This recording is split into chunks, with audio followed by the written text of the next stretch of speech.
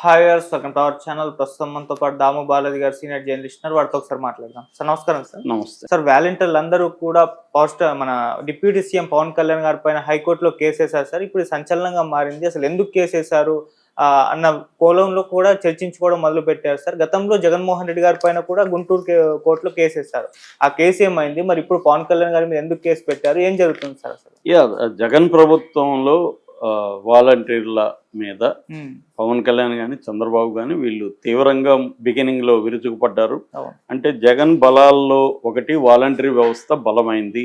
జగన్ కి ప్రజలకు మధ్య వాలంటరీ వ్యవస్థ అనేది చాలా స్ట్రాంగ్గా ఉంది.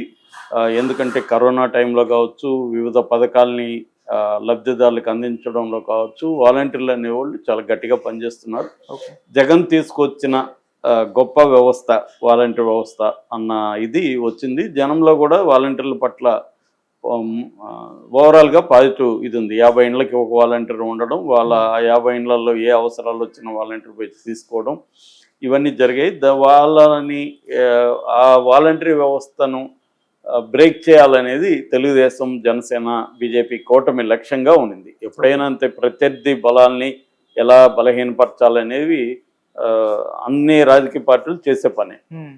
అలాగా జగన్ బలం ఏవైతే ఉన్నాయో బలాలు వాటినన్నింటినీ దెబ్బ కొట్టాలనే వ్యూహంలో భాగంగా వాలంటరీ వ్యవస్థను చంద్రబాబు కూడా వీళ్ళు వాలంటీర్లు చేసే పని ఏంది, ఆడవాళ్ళు మగవాళ్ళు లేని టైంలో పోయి తలుపులు తడతారు, వీళ్ళేమో గోను సంచులు మోసే ఉద్యోగమా, ఇలాంటివి ఆయన కామెంట్లు చేసినాడు.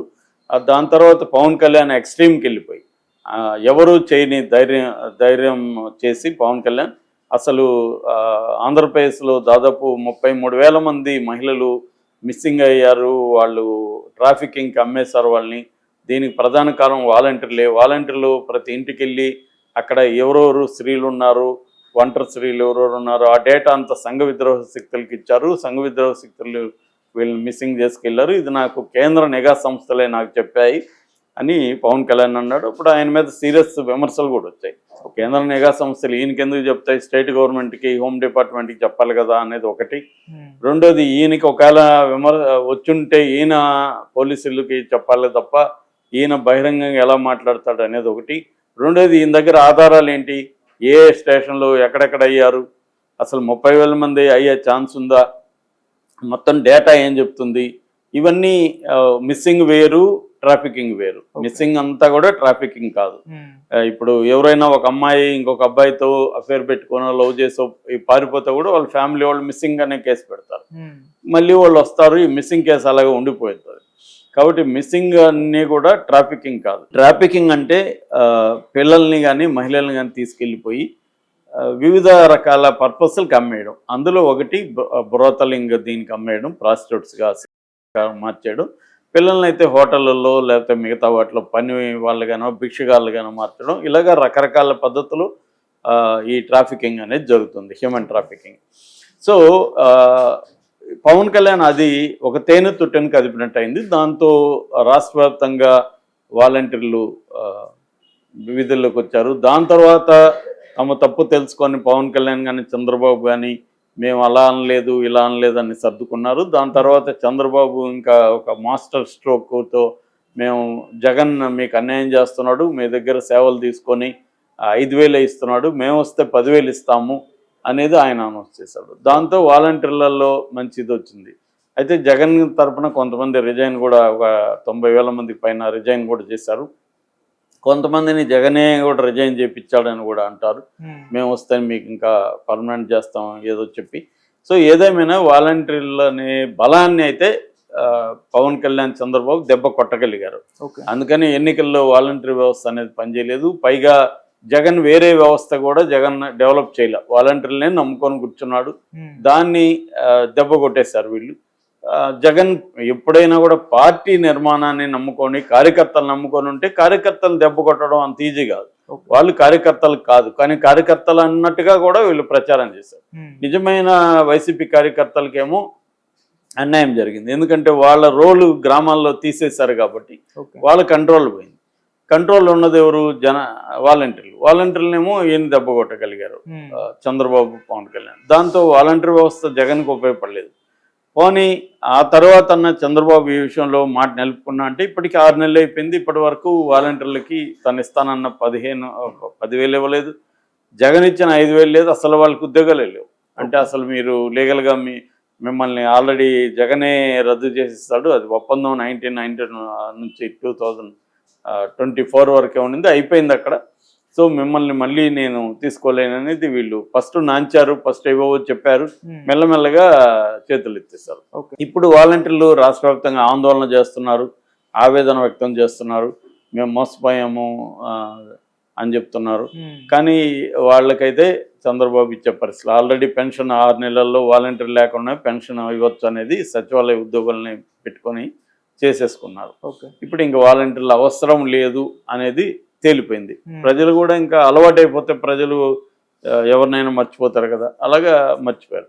ఇప్పుడు ఏమైంది, జడ శ్రవణ్ కుమార్ అనే అడ్వకేటు గతంలో తెలుగుదేశానికి అనుకూలంగా ఉండే వ్యక్తి ఆయన. ఆ తర్వాత ఎన్నికల ముందు మరి ఎందుకు మారాడు, ఆయనకి సీట్ ఇవ్వలేదా లేకపోతే ఇంకోటి తెలియదు, కానీ ఆయన తెలుగుదేశానికి యాంటీగా మారాడు. మారిన తర్వాత ఇప్పుడు ఈ మధ్యలో ఏం జరిగింది, గతంలో ఒక జీవో కూడా జారీ చేసింది ఆంధ్రప్రదేశ్ జగన్ ప్రభుత్వం. పవన్ కళ్యాణ్కి వ్యతిరేకంగా కేసు పెట్టడానికి ఒక జీవో కూడా చేసింది. అప్పుడు పీపీ కూడా గుంటూరు అడిషనల్ డిస్ట్రిక్ట్ కోర్టులో పిటిషన్ వేశాడు పవన్ కళ్యాణ్కి వ్యతిరేకంగా. ఆ కోర్టు సమన్లు కూడా జారీ చేసింది. అట్లాగే 2 మహిళా వాలంటీర్లు మా వల్లనే ఇలాగా మహిళలు మిస్సింగ్ అంటున్నాడు, ఇది ఆయన దగ్గర ఏమీ ఆధారాలు లేకుండా మమ్మల్ని బదనాం చేస్తున్నాడు, ప్రజలను మా పట్ల వ్యతిరేకత పెంచుతున్నాడని కోర్టులో కేసు వేశారు. అయితే ఇప్పుడు కూటమి ప్రభుత్వం వచ్చినాక ఆ కేసుని విత్డ్రా చేసుకున్నది. సో దీని మీద ఇప్పుడు జడ శ్రవణ్ కుమార్ ఆధ్వర్యంలో మహిళలు క్రిమినల్ రివిజన్ పిటిషన్ అంటారు దీన్ని. అంటే కేసు అలా విత్డ్రా చేసుకోవడానికి వీల్లేదు, అది సుప్రీంకోర్టు జడ్జిమెంట్కి వ్యతిరేకం. సుప్రీంకోర్టు జడ్జిమెంట్లు చాలా ఉన్నాయి కాబట్టి ఈ విత్డ్రా చేసుకోవడానికి వీల్లేదు అనేది ఒకటి. రెండవది, విత్డ్రా చేయాలంటే ప్రజాప్రాతినిధ్య చట్టం కింద ప్రజాప్రతినిధి court, peoples representative court Vijayawada, అది చేయాలి తప్ప ఈ కోర్టు పరిధిలో లేదది. ఈ కోర్టులో రద్దు పిటిషన్ అనేది వేయకూడదు, కాబట్టి ఇది చెల్లదు అని కూడా ఈయన వాదిస్తున్నాడు. అది ఇప్పుడు ఈరోజు విచారణకు వచ్చే అవకాశం కనిపిస్తుంది. విచారణకు వస్తే మరి కోర్టు ఏం చెప్తుంది, ఆయన మీద కేసు ఉంచాలని చెప్తుందా, తీసేయడం కరెక్ట్ అని చెప్తుందా, తీసేసే అధికారం ఆంధ్రప్రదేశ్ ప్రభుత్వానికి ఉందంటుందా లేదా అనేది చూడాలి. ఒకవేళ కోర్టు జడ శ్రవణ్ కుమార్కి అనుకూలంగా ఇస్తే ప్రభుత్వం ఏమన్నా సుప్రీంకోర్టుకి వెళ్తుందా, లేదా జడ శ్రవణ్ కుమార్కి వ్యతిరేకంగా కోర్టు ఉత్తర్వులు ఇస్తే జడ శ్రవణ్ కుమార్ ఏమన్నా సుప్రీంకోర్టుకి వెళ్తాడా, ఇది ఇంకా కంటిన్యూ అవుతుందా అనేది చూడాలి, లేదా త్వరగా తేలుతుందా ఈ కోర్టులో అనేది కూడా మనం చూడాలి. ఏదేమైనా వాలంటరీ గొడవ అనేది లైవ్లీగా ఉంచే విధంగా కనిపిస్తుంది. ఒక పక్క వైసీపీ కూడా దీన్ని ఉపయోగించుకొని వాలంటీర్ని రెచ్చగొట్టే అవకాశం ఉంది. ఏదేమైనా దానివల్ల కూటమికి పెద్ద నష్టం అయితే ఏమీ లేదు. వాలంటీర్లు ఆల్రెడీ ఇప్పుడు చాలామంది, నేను ఆ మధ్య కూడా మొన్న ఒక ఊర్లో ఏదో అమ్మాయిలు